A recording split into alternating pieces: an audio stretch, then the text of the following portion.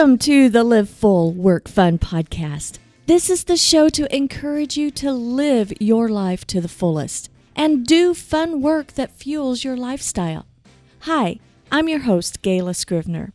Every week, you'll be introduced to amazing guests, useful resources, and inspirational stories. You'll discover opportunities and perspectives to shape your version of living full and working fun. Hi there and welcome. This is the show where we explore topics that help you create your lifestyle to live full and work fun. I'm Gayla Scrivener, joined by my co-host, Fran Groesbeck. Hey, Fran. Hey, Gayla.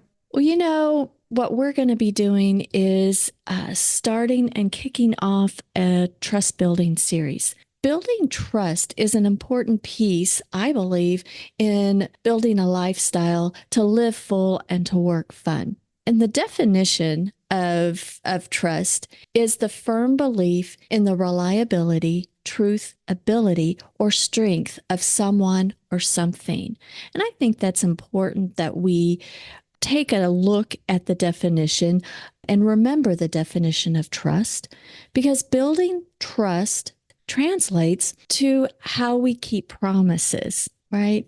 And we're going to kick off this series because you and I were talking, there's a big picture on how we keep promises.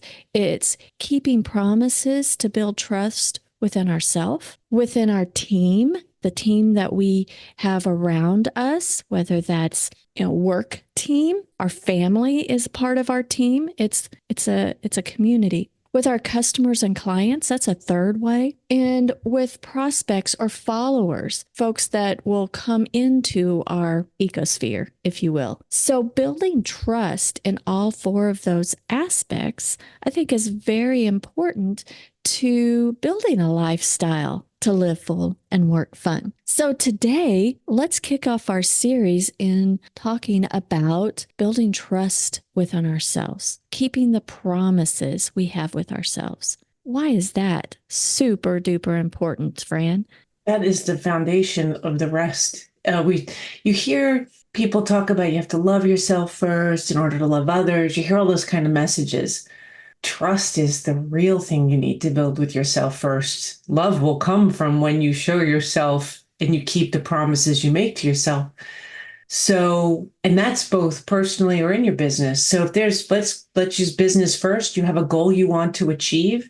If you keep pushing it off to the side, and I'm speaking from experience right now, and put your clients first, Gayla, you know the journey I was on the last few years, and I kept putting certain clients before my own needs. And all of a sudden months would pass and I didn't work on my project. And what was I telling myself? That my company, my goals weren't as important as my clients' goals? Well, that has since shifted. And I have fixed that. And we fall into these ruts. These things happen. I can't be perfect all the time. But the message I was sending myself was that my company wasn't as important as the people I was helping. Well, my company, if it's not here, can't help those people who I'm helping. And it's the same thing for yourself. If you have personal goals and you keep bending or breaking them to take care of somebody else or help somebody else get something done, and you keep pushing off or canceling things you wanted to do for yourself, not sending yourself the right message. And what's funny is in keeping those promises to yourself, the trust, the strength that comes from that trust and the belief in yourself, all the things that come from that are the most powerful parts of being able to grow and move forward, because there's all of a sudden this just knowing of no matter what, I got myself. When you build trust with yourself, it's just absolutely transformational. I think that we get into a rut of thinking if we are taking care of ourselves, we're being selfish. And if you grow up in an environment that your actions, oh, you can't go get your nails done because that's selfish, or just some of the things that you want to do. And I think that our environment is changing because we hear a lot more than we used to that self-care is not selfish. And you can liken to the analogy of if you're in an airplane and it goes down, the oxygen mask comes down. You're supposed to put the oxygen on yourself first before you can help those around you.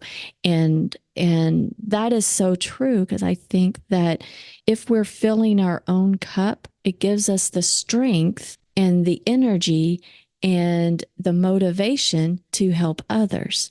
Now, all of these things, everything has a balance or a priority, and it shifts. It's not set in stone that you have to have everything that we're going to be talking about in this series equal parts. There's seasons that we need to take care of ourselves even more. We need to grow somebody or work on a client project, and that's going to engulf our time and energy for a period of time.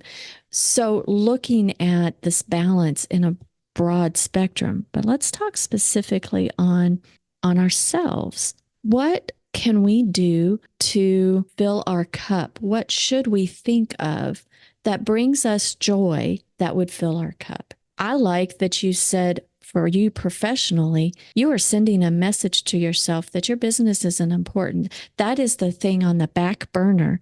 So I've got to do, once I'm done with all the client work, then I can work on my business. That is telling yourself that you're not important enough to build your own business. And I fall into that rut. But you know, one thing that my husband Robert says to me all the time, there's always work. There's always work to be done. There's always going to be client projects. There's always going to be that. It is never, ever, ever going to be done. So you've got to make room for yourself to refill your cup. And if you don't refill your cup for your business, if you don't concentrate on your own business and elevate the importance of doing business building tactics for your own business, when you won't have client turnover, because the clients will go, but you won't have those channels to get new clients. And you're going to have this roller coaster ride that you want to get off of because you're nauseous of business ownership. And if you can have a better steady stream of income, that helps make room for you to do the things that you want to do. So I love that you had the example of putting your business at the same level or even higher level than your clients. What about personal? Do we need to do some stuff on a personal level that translates into being more productive, I think it's the same. The business analogy I used is I realized I had this awakening to what I was doing because I had a business goal that I wasn't achieving. So I took a look why I wasn't achieving it, and I saw I was putting myself on the back burner. Same in personal. I have goals that I want to do personally, whether it be read a certain number of books because I love to read, or I have a goal with the gym. It is not for physical appearance, it is for stress relief. Because I find that movement is my greatest ally in dealing with stress. Knowing those two things are important to me, I will not bend on my reading time each week, and I will not bend on my number of times I go to the gym. I'll be flexible. Of course, if my daughter's graduation falls on the day that I typically go to the gym, I'll move it to another day, but I still go my certain number of days a week. Same for reading. I love to read every day. Typically, I usually like to do it in the morning. If that doesn't work, I'll read another time. But know the things you won't that are important to you and keep them on the map. Other things, that's where you can be flexible with. But the things that bring you joy, the things that make life worth living, the reason we work so that we can continue to live full and work fun, keep those on the radar, keep them in that time map, keep them forefront, and make sure you're getting to them. And like you said, every week isn't going to look the same. There's a for one client that you and I work on together, twice a year, life goes upside down. yes. And we have to focus on that client and those needs. I'm not forgetting about myself, but my stuff is just and then that period of time shifts and I shift to something else. Maybe it is personal or maybe it's a different client. However it goes, you go with the flow, but you never forget about either priority, whether it be business or personal. I came to a period of my life that I did not know what I liked. I didn't know really who I was. And this came from getting out of a marriage, right? Because I spent so much time trying to please my husband, please people at work, and raise a daughter. And so it just was, life seemed so overwhelming. I was very, very busy in my mind and giving to everybody else that I lost what did I like anymore? I was married for 13 years and coming out of that marriage, and this has been, oh my gosh, close to 20 years ago. So I'm showing my age, but I hope to be spunky in my old age. In that season, it was like, okay, I'm going through this divorce. I don't even know who I am, what I like. And I think that we can have seasons like that. And I had heard somewhere that we change every 7 to 10 years. We become different people. We evolve into different people every 7 to 10 years. And looking back, I think so. I like different things. I like some of the same things, but I like different things now than I did way back when, in my 20s and in my 30s and in my 40s. So I think that we need to explore to see what makes us happy. Being able to have a nomadic type of lifestyle, that is a 15-year goal in the making, and chunking it down. And it was scary, but it's like, hey, what if we could do this? And Robert and I have been able to get this lifestyle down to where it suits us. And the way that we travel is different than when we first started than it is now. We have evolved, and we took the time and made purposeful decisions to think of ourselves, to figure out, hey, can we do this lifestyle? And how can that align to stay keeping in this promise for our clients and our family and our prospects, things like that. But it first kind of started with, let's keep a promise to ourselves. Let's figure out if we can do this. A lot of folks come to me and say, man, I woulda, shoulda, coulda do things. And I don't want to be a woulda, shoulda, coulda person. And I think that if we are thinking of ourselves and trying to get the most fulfilled life that we can, we need to think of ourselves and what we want to do so we won't be the woulda, coulda, shoulda person. And what does that mean? It means doing things that we enjoy, that challenges us. Some things challenge us. We might start a new hobby, and we just want to see what we want to do. For example, it hasn't been but a little over a year ago as I took up weaving, and I do ankle weaving, and I don't want to just do it just to kind of learn. I want to do it very well, and I want to be someone that people look at my work and they say, "Oh, that is fabulous." Not mediocre and stuff, but that doesn't start that way. But that doing that as a hobby, and sure, it could come into a business, but I don't want to do that part. I want to challenge myself to learn a craft that is excellent. That's why some people at different stages of their life, they learn a new language. They challenge themselves to learn a new language, learn to play an instrument, learn to do whatever, rock climb, skydive. I mean, those types of things to challenge ourselves to see, hey, I've always wanted to do this. I don't want to be that woulda, coulda, shoulda. That is part of your self care. And it's not selfish because that strengthens you and opens up your mind for how you can think and how you can serve other people. Absolutely, Gayla. You just touched on it when you said that you didn't know who you were and then you got in touch with it and you found that knowing who you are, what you like, what your values are, what your principles are, what your beliefs are, will translate in your business. They're going to be the clients you attract. They're going to be how you treat your team. They're going to be how you speak to a prospect. So all these other parts of the trust builder, as far as the business and any part of your life goes, you have to figure out the self part first to be present, ready, and able to guide or lead a family, a team, your clients, whoever it may be. And it's not selfish. In fact, it sets an example.